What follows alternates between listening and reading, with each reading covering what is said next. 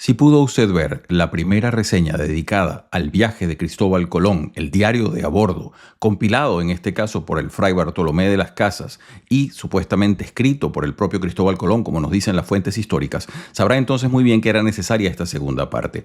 Vamos a seguir trasegando el texto y sus minucias porque hay muchísimas cosas que discutir todavía de ese primer viaje que nos convoca desde el 3 de agosto de 1492 hasta el 15 de marzo de 1493, viaje que, como hemos dicho, ha partido la historia de la humanidad en dos, en lo que fue antes del descubrimiento de América y lo que sucedió después. Por favor, acompáñenos. Muchas gracias.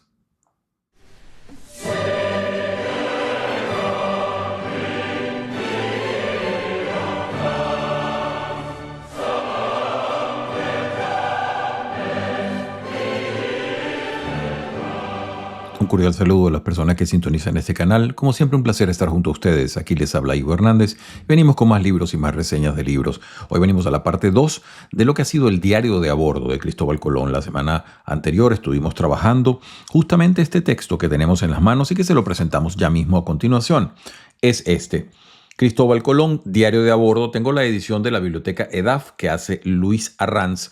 Y la semana en la pasada, donde estuvimos haciendo la reseña anterior, se llevó una cantidad de material que trató de situar al personaje que estamos trabajando, que es el almirante Cristóbal Colón, dentro de una cantidad de coordenadas de su tiempo y el maltrato sucesivo que tuvo tanto en su época como en la nuestra, en la cual algunas personas le han hecho objeto de una cantidad de epítetos y absurdos, llamándole genocida y toda una cantidad de cosas, cuando el sujeto realmente lo que fue, en el mejor sentido de la palabra, es un hombre de aventura, un hombre de empresa, un hombre de un valor indómito para enfrentar los elementos adversos, no solamente los elementos naturales, sino los elementos humanos, porque hubo mucha gente que se opuso a sus tesis, y en torno a su persona se han tejido enorme cantidad de leyendas, sobre todo porque él mismo cultivó esa especie de opacidad en torno a todo lo que hacía y toda la cantidad de empresas en las cuales se involucró. Es muy poco lo que se sabe a ciencia cierta de Colón, incluso hasta hoy día, en donde se le suponen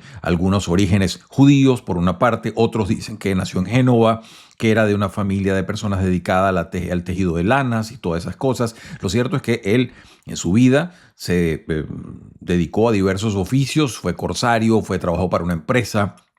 El sujeto aprendió luego un poco de oficio de marino y gana ese título de almirante con el cual también accede a un enorme respeto y por supuesto luego a la posteridad cuando la tesis de supuestamente viajar hacia el oeste para encontrarse con las Indias se encuentra entonces con el continente americano, continente que él nunca completamente comprendió en torno a lo que estaba logrando. Nosotros en la reseña anterior estuvimos dándoles varias cosas que son muy importantes y que las repetimos muy brevemente para ya darle la palabra al profesor Arranz, pero son importantes. Les decíamos primero el año prácticamente de pivote o de gran cambio, que es ese 1492 que nosotros asociamos con la llegada de Colón a las Américas. Eso realmente no es el hecho fundamental para aquella España en ese momento. Por el contrario, eso es una noticia que vino a saberse en 1493.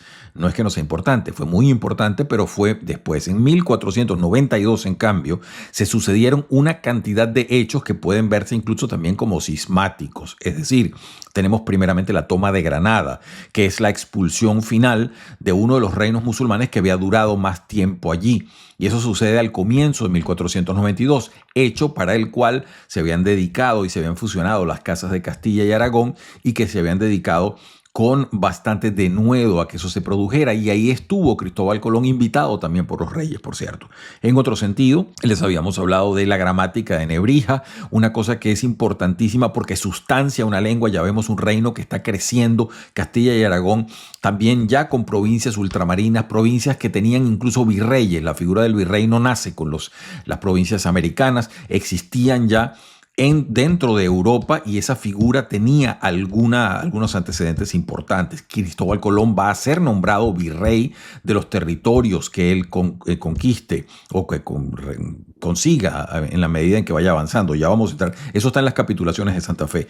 También estábamos hablando sobre la expulsión de los judíos, una cosa que fue también muy grave y que tuvo enorme cantidad de consecuencias, primeramente por la cantidad de sujetos que se convirtieron al cristianismo, aunque seguían con su religión un poco en pectore y toda su cultura en pectore y la disfrazaban, son los llamados conversos de distinto tipo, de distinta profundidad en su conversión, bastante grave e interesante ese hecho que ya lo hemos narrado en otra de las reseñas, y también porque muchos de los judíos manejaban parte del sistema financiero con que se movía la corona. Recuérdese que la religión judía, contrario a la religión de los cristianos y a la religión musulmana, no tiene previsiones contra el cobrar intereses. La usura es un gran problema para las religiones, sobre todo los monoteísmos cristianos y musulmán.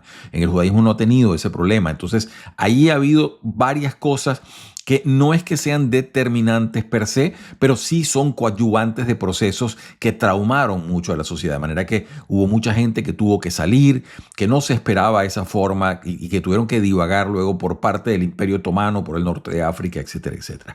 Hablamos también un poquito de Menéndez Pidal, un artículo de 1940 que se llamaba La lengua de Colón y que es muy interesante porque Menéndez Pidal partía de una de las cosas que es más nebulosa cuando se trabaja el carácter de Colón. Dice, bueno, pero si este sujeto nació en Génova, como nos dicen que nació, vivió 22 años trabajando con su familia allí hasta que dejó el hogar paterno para ponerse a trabajar de marino y de comerciante, etcétera. Si estuvo esos primeros 22 años allí, ¿cómo es posible que habiendo dejado tal panoplia de documentos de todo tipo, todo los hizo en español? ¿Qué es lo que está sucediendo? ¿Por qué no hay y un español que también tenía dejos de portuguesismo, digámoslo así, pero no se ven documentos en dialecto genovés, no se ven documentos en italiano, salvo un par de reseñas que los historiadores han sabido señalar. Los grandes documentos de Colón están en español, entonces eso es importante. Les hablábamos también de la serie de documentos que van a sustanciar los llamados pleitos colombinos, que son los pleitos que va a tener sobre todo la generación, los dos hijos que dejó, Diego y Fernando, van a tener que encargarse de todo ello, porque son evoluciones o devenires de lo que fue la primera promesa contractual que contrajeron los reyes católicos con el almirante Colón desde 1492 en adelante, y que luego, visto lo enorme de lo que estamos hablando y cómo las previsiones estaban dadas al comienzo con cierta laxitud, luego se hicieron inmanejables. Una de ellas era que a Colón le iba a tocar el 10% de todo lo que él descubriera. Pues imaginarán ustedes el 10%, si estamos hablando prácticamente desde México hasta la Patagonia. Bueno, es un poco exagerado, por supuesto, pero imagínese usted eso. Entonces es desproporcionado. Por supuesto, la corona luego empezó a revisar los términos de todo aquello y hubo una cantidad de factores. Lo importante para cimentar la parte de Colón en los pleitos colombinos son los documentos primero, que son las capitulaciones de Santa Fe, que se la dieron en abril antes de partir. Recuerden que él parte en agosto. Luego vino el Real Privilegio, que es un documento más escueto, les decía, pero más condensado de todo lo que se le daba como potestad a Colón en ese primer viaje ante lo que pudiese aparecer. Luego está una carta de confirmación que ya es del año siguiente. Él la logra en abril, tenía un mes de haber llegado de las Américas, 1493, y allí entonces se le permite el derecho a usar el sello real, lo decía yo, una cosa increíble para un sujeto que no tenía ningunos conocimientos marítimos especiales conocidos, que no tenía ninguna prosapia familiar, ni pertenecía a ninguna nobleza de nada, y que tuvo un ascenso social prácticamente inigualable en ese momento. Entonces es importante. Y luego la llamada Carta de Privilegio del año 97 a solicitud de Colón, en donde se ratifican varias de las previsiones de las capitulaciones de Santa Fe. Esto y además las bulas alejandrinas que ya les decía, el Papa Alejandro VI había empezado a promover, que iban a tener que ver al final con el Tratado de Tordesillas de 1494. Les estoy dando todo este panorama para que usted se dé una idea de la figura que estamos trabajando, porque Colón ha sido, y lo hemos ratificado acá muchas veces, una de las figuras más vilipendiadas en nuestro tiempo por una ignorancia garrafal de algunos sujetos que se dicen académicos, y en el pasado también por sujetos que manejaban una enorme envidia ante una persona que logró lo que logró Colón, que es realmente difícil de tasar en su importancia histórica. Ya decíamos que esa es una de esas figuras que ha cambiado la historia completamente. Hablamos en particular también de Bartolomé de las Casas, porque este libro que tengo en las manos es precisamente la reproducción de lo que quedó de Bartolomé Bartolomé de las Casas. Recuerde que cuando Colón fallece, poco tiempo después, eso le queda, mucho de los legajos del almirante le quedan a los hijos, a Diego y a Fernando. Fernando un poco más prolijo seguramente en cuidarlos. Lo cierto es que se pierden las copias de este diario de a bordo y lo que le queda es lo que tenía Bartolomé de las Casas, que fue uno de los testigos en los pleitos colombinos y que coadyuvó o estuvo de parte de la familia de Colón para tratar de granjear y de cimentar los privilegios que habían tenido. Recuerde, pie de página, que ese título de almirante, que usted dice el almirante Cristóbal Colón, ese título fue dado en carácter de heredad, es decir, los hijos del almirante podían llamarse almirantes también. Entonces es una cosa complicada. Y además de todo ello, pues la cantidad de previsiones, si tiene la oportunidad de ver la reseña primera, puede ver la cantidad de cosas que se pactaron en esas capitulaciones de Santa Fe, que luego se hicieron inmanejables y que cuando llegó Carlos V, que es el nieto de Fernando e Isabel de Castilla, cuando este sujeto llega, se da cuenta que esto es inmanejable y ahí empiezan a generarse una cantidad de roces y de fricciones para la corona y para los herederos de Cristóbal Colón. Teníamos entonces en corto parte de su periplo vital. El hombre se supone que nace en Génova. Viaja, hace vida luego como comerciante, luego va a Portugal, allí se casa, ello le permite acceso a una cantidad de conocimiento. La esposa tenía acceso a cierta vida importante en Lisboa, eso le da acceso a conocimiento en materia de navegación y todo ello. Hay como un gran autodidacta, les habíamos citado algunas de las obras, y ahí entonces el sujeto se curte como navegante, se presenta en Castilla y lo demás es historia, porque él lo mejor que hizo fue saber venderse a sí mismo como una persona que realmente no era, porque el conocimiento que tenía o que decía que tenía no lo fue adquiriendo sobre la marcha, y fue, eso sí, un hombre con mucha capacidad para que todo el mundo viese lo capaz que sabía ser. Entonces esa pudiera ser uno de sus grandes méritos. Voy a darle entonces ya la palabra al profesor Arranz para ya no demorarme más en este tema y empezar a hablar con propiedad lo que acá se discute. Tengo el texto en mis manos y voy directamente a la página 17. Esto me parece una foto de frente y de perfil muy bien hecha en términos verbales de parte del profesor Arranz, y dice así: los que conocieron a don Cristóbal Colón nos lo definen con 3 rasgos fundamentales: misterioso, soberbio y convencido de ser instrumento divino. Eso es excelente como presentación. ¿Por qué? Misterioso totalmente.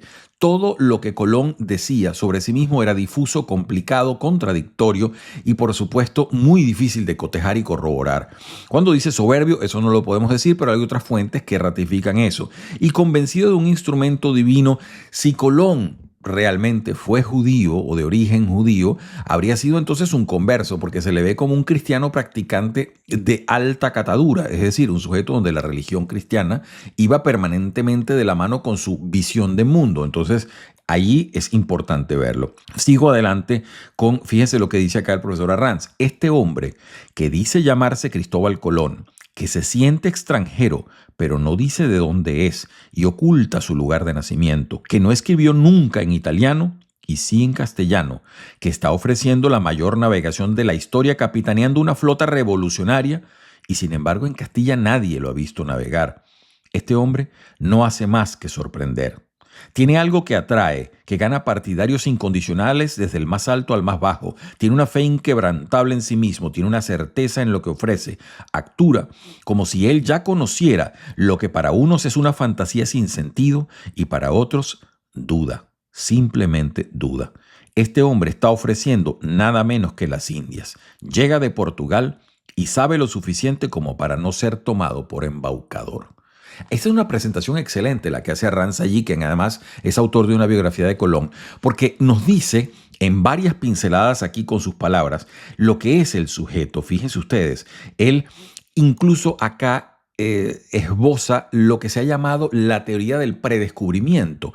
¿Qué es la teoría del predescubrimiento? Eso es una cosa que a los estudios colombinos los ha enfrascado en unas discusiones casi bizantinas, y es la idea si es que Colón, antes de salir a las Indias, ya él había tenido de alguna manera acceso o bien a fuentes escritas o bien a testimonios de sujetos que hubiesen podido decirles qué quedaba hacia el oeste. Cuando uno viajaba desde la península y llegaba a las Canarias y viraba la nave hacia el oeste y ponía rumbo directo, ahí había algo. ¿Cómo sabía él que había algo? Termina siendo, por supuesto, el descubrimiento de América, pero es una cosa que no se tenía conocimiento, no estaba cartografiado. Había rumores, había ideas, pero no se sabía qué era lo que podía haber. Y dentro de la gente que habla del predescubrimiento está la gente que precisamente acentúa esa parte. Quizás Colón, dentro de su astucia como autodidacta, dentro de su astucia como navegante o como persona que se formó a trancas y a barrancas, estaba tratando de buscar diversas fuentes de conocimiento, entre las cuales podía haberse topado con alguna que no fuese de amplia divulgación. Sigo adelante.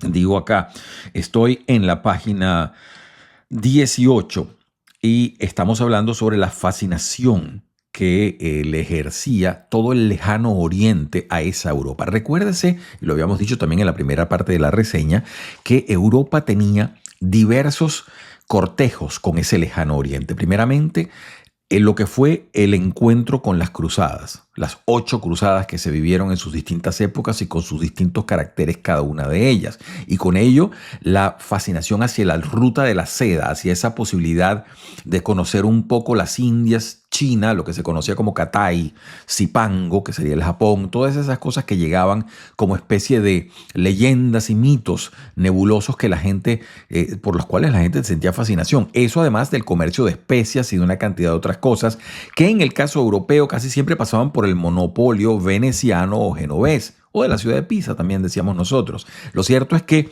todo ese mundo estaba también buscando ser de alguna manera acercado por los europeos, y en el caso de Portugal y España, no teniendo acceso directo al Mediterráneo como lo tenían esas ciudades que podían manejarse y lo hacían dentro del monopolio que ejercían allí con las diversas dinastías islámicas, estos sujetos, los portugueses empezaron a rodear el continente africano para salir por el Cabo Buena Esperanza y hacer lo que primero hizo Díaz, que es llegar hasta la parte sur, y luego Vasco de Gama, que cruza Buena Esperanza en Sudáfrica y se empuja hacia las Indias. Y en el caso de Colón dice, bueno, no voy a hacer esa ruta, voy a hacer otra y me voy hacia el oeste. Entonces, ese mundo, todo lo que perseguía era la fascinación de llegar a ese lejano oriente, a esa parte del mundo que se sabía que existía, pero que encerraba tantos tesoros y tantos misterios. Dice así en la página 18, de aquellas tierras lejanas e imprecisas que iban desde la India actual hasta Indonesia y Filipinas, el Maluco, estaban llegando a Europa los principales y más valiosas especies: pimienta, clavo, canela, jengibre, nuez moscada, etc., tejidos de seda y refinamiento, oro y metales preciosos, perlas y piedras preciosas. El tráfico de estos productos durante la Baja Edad Media estaba perfectamente normalizado a través de rutas transatlánticas, unas veces por las vías marítimas del Océano Índico y Mar Rojo, transportadas en juncos chinos y embarcaciones árabes, y otras en caravanas interiores por la llamada Ruta de la Seda. Lo cierto es que, como les digo, eso después empezó a interrumpirse y empezó a pasar por el monopolio que ejercían Venecia y Génova. Por eso dice acá, en la página 19, grandes potencias de este comercio con Asia durante la Baja Edad Media fueron Venecia, dispuesta a todo con tal de no perder el monopolio del tráfico de especies; Génova, dedicada más a otros productos de lujo orientales y por evitar el enfrentamiento; y el Reino de Aragón, competidora de Génova, más de Génova que de Venecia, dice acá. Lo cierto es que allí, eso está en la introducción del profesor Arranz, y nos explica todo esto que estamos hablando. Hay un punto acá también que suele confundirse. Mucha gente dice que Colón estaba retando la idea de la tierra plana y que él enfrentaba esto con un conocimiento que la tierra ya era redonda y que podía llegarse a un punto partiendo desde el opuesto. Lo cierto es que el profesor Arranz eso lo precisa en la página 20 y dice lo siguiente, fíjense ustedes: cuando don Cristóbal Colón llegaba a este mundo en el año de 1451, nadie que poseyera unos mínimos conocimientos de geografía, cosmografía o astronomía discutía ya la esfericidad de la Tierra. Eso ya estaba completamente tasado y aceptado entre los expertos. Sin embargo, en lo que refiere a la configuración del mundo conocido y del globo terráqueo en general, es decir, a la distribución de tierras y mares, a las dimensiones de los océanos y de los continentes, a la habitabilidad o no de algunas zonas, a la existencia de los antípodas y de ciertos lugares bíblicos, a la existencia de islas misteriosas salpicadas en el océano, las discrepancias eran notables. Entonces, no era que la gente no supiera que la Tierra era redonda, el problema es qué es lo que había más allá de lo que está cartografiado. Y teníamos desde, por ejemplo, sujetos como Ptolomeo en el siglo II, que nos presentaban una noción del mundo. Y luego algunos resúmenes, incluso estaba el caso de Pío II, que Piccolomini, disculpen, el apellido se me escapa en este momento, ese sujeto que había hecho una especie de compendio del conocimiento prácticamente hasta buena parte del siglo XV. Y había algunos textos un poco más esotéricos en la materia, donde se hablaba de monstruos, de fantásticas cosas que podían suceder allende en los mares, pero certeza no había. Certeza la va a generar Colón y la gente que viene después de él. Eso es la gran diferencia. Seguimos adelante. Estamos en la página acá 32. Y dice acá una cosa que a mucha gente le parece un poco polémica. Recuerda que la palabra tiene su significado especial. Dice, se acepta, dice en la página 33 el profesor Arranz, se acepta que Cristóbal Colón durante ciertos años ejerció de corsario, pero la inmensa mayoría de los que han exaltado al héroe genovés se resiste a admitir que se enfrentara contra naves de sus compatriotas. Es decir, el sujeto trabajó como comerciante y hay unos momentos nuevamente en los cuales es sumamente difuso saber o llegar a entender qué fue lo que hizo durante ese tiempo. Sigo adelante, eso se los pongo para que usted se dé una idea del sujeto que va a terminar recalando años después, 1485 más o menos, en Castilla y persiguiendo a los reyes para exponer su proyecto de viajar hacia el oeste. Muy importante. Fíjense ustedes acá y vamos con la tesis del predescubrimiento de la cual el profesor Arranz se hace el mismo partícipe y dice en la página 37 lo siguiente. Los defensores del predescubrimiento de América, entre los que me cuento, sostienen que ese algo trascendental, repentino y milagroso que le sucedió a Colón en cualquier momento de estos años, se está hablando en particular de los años oscuros que no se saben, que fueron entre Portugal y su traslado a Castilla, ¿no? Que en cualquier momento de esos años, fue de alguien con conocimiento de lo que decía, le informó de la existencia de unas tierras al otro lado del océano. Tal información aportaba detalles bastante ajustados sobre algunas islas y sus naturales, sobre ciertos parajes y especialmente sobre distancia. Ese alguien fue, según unos, un piloto anónimo portugués o castellano que al regresar de Guinea se vio impulsado por alguna tormenta hasta las Antillas. Tras un tiempo allí, regresó, se encontró con Colón, le informó y murió. Esa es una teoría.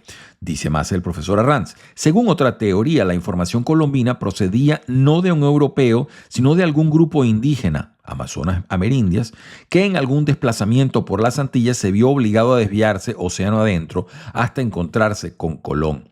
Ambas teorías coinciden en que la información o el conocimiento de las nuevas tierras no lo obtiene Colón por sí mismo, es decir, no estuvo él en las Indias con anterioridad a 1492, sino que le llega a través de informantes anónimos. Ahí tienen ustedes sumamente interesante el esbozo que hace el profesor Arranz, porque dentro de ese enigma, dentro de ese misterio que es Cristóbal Colón, hay cosas, cuando usted coteja lo que él dice bueno, pero este señor, ¿por qué dijo esto? ¿Cómo sabía eso? Incluso para sus coetáneos, las personas que estaban allí. Muchas cosas eran de asombro. Entonces se le tenía por un hombre muy ilustre, muy culto, pero a la vez esa cultura no se sabía en qué estaba basada, porque no se le conocían estudios particulares. Es cierto que poseía una biblioteca relativamente considerable para su tiempo. Es cierto que trasegaba los textos habituales, que además de él los habían trasegado muchos otros. No era que él tenía libros especiales. Entonces, como las piezas del rompecabezas histórico no siempre cuadran, empiezan los historiadores y los aficionados a tratar de alguna manera de darle sentido y darle alguna forma. Eso es lo que vemos con la llamada teoría del predescubrimiento. Sigo adelante. Creo que ya le doy poca más palabra al profesor profesor Arranz y ya con esto lo podemos cerrar y pasamos directamente al texto colombino.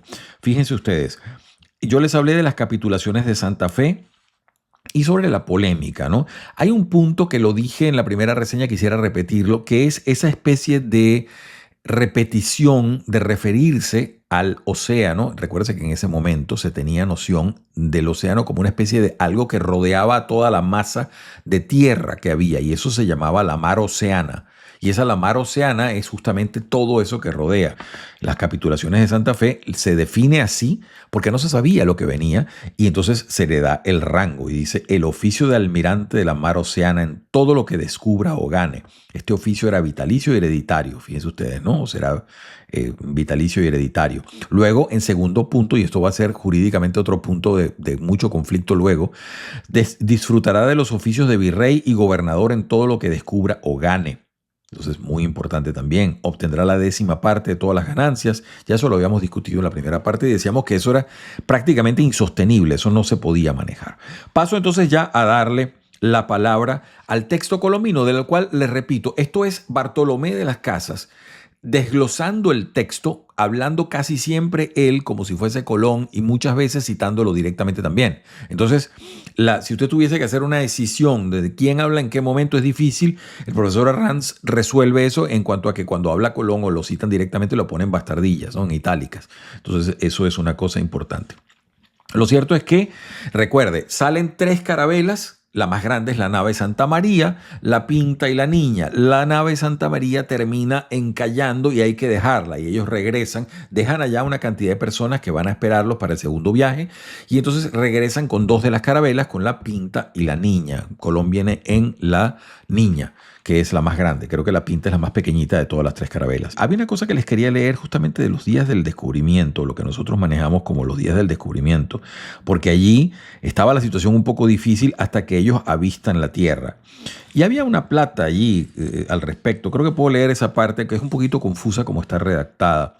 Dice lo siguiente, un momento, esto es el jueves 11 de octubre y dice lo siguiente. Después del sol puesto, navegó su primer camino hacia el oeste, andarían 12 millas cada hora y hasta 2 horas después de medianoche andarían 90 millas, que son 22 leguas y media. Y porque la carabela Pinta era más veloz e iba delante del almirante, halló tierra e hizo las señas que el almirante había mandado. Esa tierra vido primera un marinero que se decía Rodrigo de Triana. Eso lo dice el texto que está copiado por Bartolomé de las Casas. Dice en un pie de página el texto acá. Su verdadero nombre era, como bien se sabe, el de Juan Rodríguez Bermejo, vecino de Los Molinos en tierra de Sevilla. Sobre este marinero pesa la leyenda, solo leyenda, de que era judío y que despechado con los reyes por no haberle concedido el premio de 10.000 maravedíes prometido a quien primero viera tierra, se pasó a África haciéndose maometano. La leyenda la recoge Fernández de Oviedo. La explicación de que la historia haya acuñado el nombre de Rodrigo de Triana en lugar del de Juan Rodríguez Bermejo habría que buscarla en la anarquía ortográfica de esa época. Bueno, ahí tienen ustedes un poco de verdad, un poco de leyenda sobre el sujeto que primeramente, ya en la víspera, en la madrugada del 11 de octubre hacia el 12, logra avistar la tierra. Lo que sí es cierto, y esto es parte interesante, es que dentro de la tripulación que se llevó Colón iba un judío versado que no solamente hablaba hebreo, sino que hablaba árabe. Y era que ellos, imagínense ustedes, Colón estaba esperando llegar a las Indias y tenía en su cabeza que en esa gente ahí iba a haber musulmanes e iban a hablar árabe. Entonces iba un judío políglota en eso para ser usado como traductor, que al final ese sujeto pues terminaría siendo cualquier otra cosa menos de políglota, porque ahí con las lenguajes indígenas no tenía ninguna aptitud para el caso, no se prestaba. El punto es que siguen allí, hay bastantes roces. Recuérdense que Colón va a tener problemas. Las relaciones humanas no eran definitivamente el fuerte de Cristóbal Colón. El sujeto sabía imponer sus ideas, sabía negociar puntos, pero lo que era la relación cotidiana le iba difícil. Y había 2 hermanos que estaban allí, que eran Martín Alonso Pinzón y Vicente Yáñez Pinzón, los 2 hermanos, y no se llevaban bien. Con Pinzón va a haber diversos problemas aparentemente. Y era que estos sujetos todos estaban pensando que iban a encontrar oro y que estaban llegando a las Indias justamente para eso. Estoy en la página 141, esto es el miércoles 21 de noviembre. Y ese día tuvieron un pleito y directamente Martín Alonso, que era el piloto de la Pinta, se separó y se fue por otro lado. Dice después, porque él después se reintegra, dice que estaba buscando a ver si conseguía algo de oro. Eso lo narra y no fue fue bastante disgusto para Colón.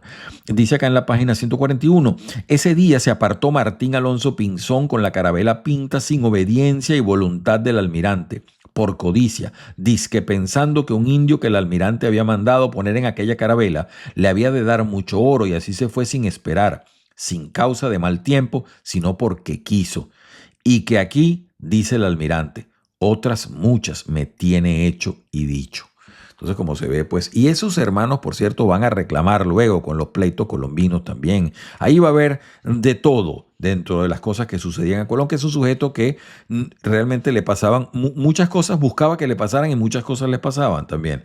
Luego está a lo largo de gran parte del texto, porque una cosa que vale recalcar, y es que el trato de Colón hacia estos aborígenes con los cuales se encontraba era bastante humano, y él exigía de parte de la tripulación que los trataran bien, trataba de negociar, les daba cosas y preguntaba si había oro en alguna parte. Eso en las zonas de donde estuvo, en el primer viaje, recuérdese, él llega parte de Cuba, parte de lo que sería hoy la República Dominicana y Haití. Por esa zona no encontró, a pesar de que República Dominicana luego tendría yacimientos de oro, pero al primer contacto no hubo eso y no hubo nada de lo que ellos buscaban. Dice acá en el martes 11 de diciembre, muy interesante, fíjense este punto. Todas estas islas, porque están narrando la cantidad de islitas que se iban consiguiendo y los aborígenes que allí veían y con los que interactuaban, todas estas islas viven con gran miedo de los de Caniva. Y así tornó a decir como otras veces dije. Dice él que Caniva no es otra cosa sino la gente del Gran Can, que debe ser aquí muy vecinos, y tendrán navíos y vendrán a cautivarlos, y como no vuelven, creen que se los han comido. Cada día entendemos más a estos indios y ellos a nosotros, puesto que muchas veces hayan entendido uno por otro. Bueno, Colón estaba pero absolutamente perdido en el espacio. Eso que les acabo de leer está en bastardillas porque es directo del diario, está copiado. Es decir, Bartolomé de las Casas aquí copia directo del diario de Colón.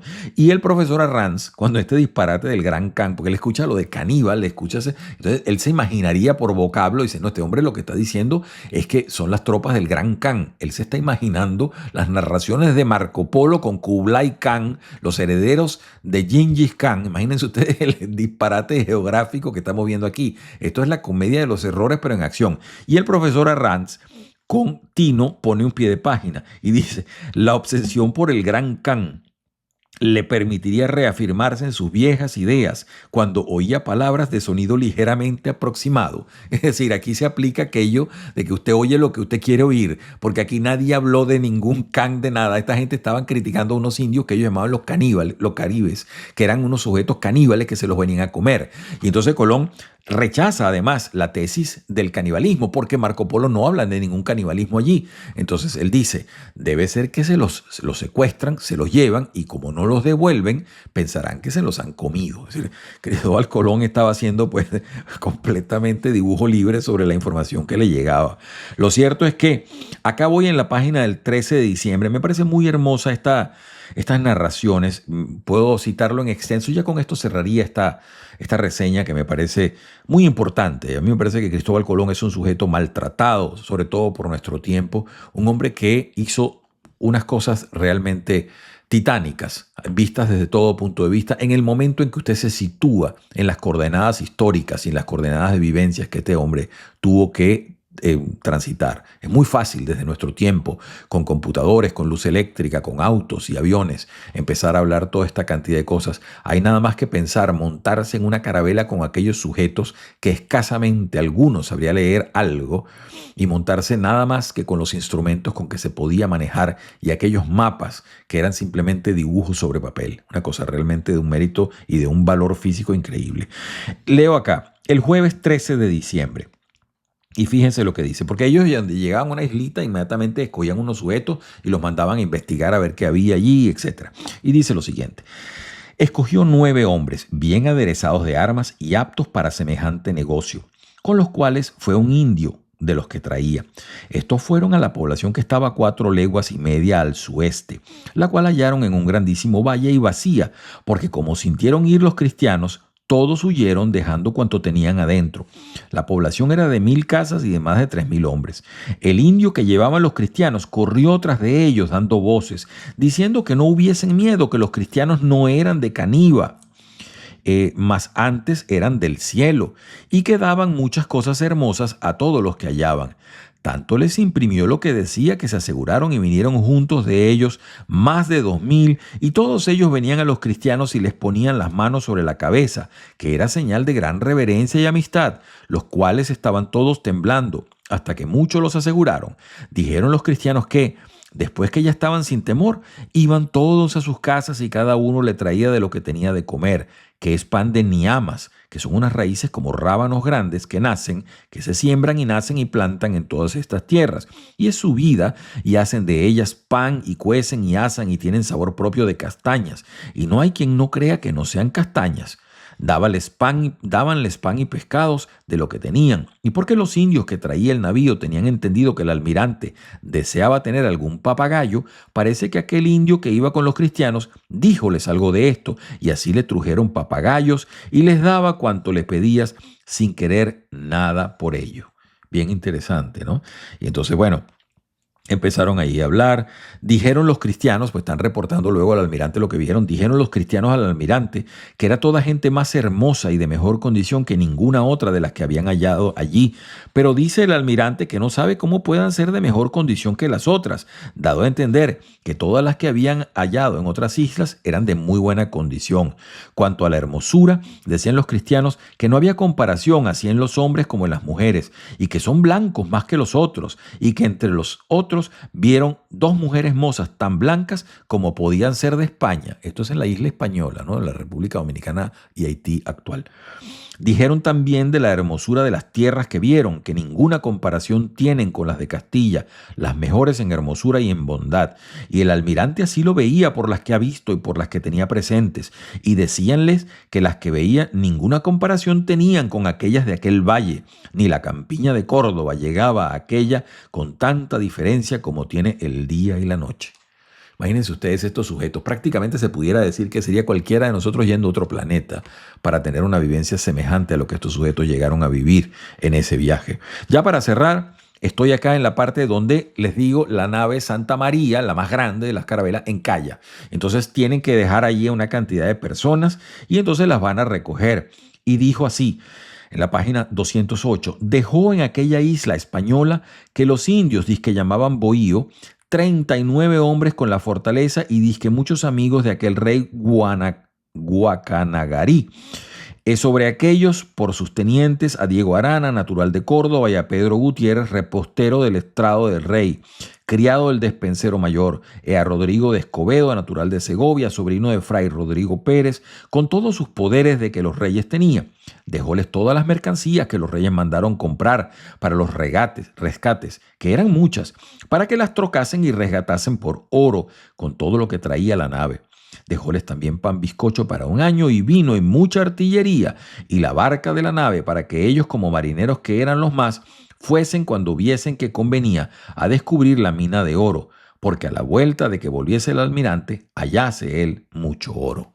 Bueno, y ahí termina prácticamente. Luego siguen las cosas acá.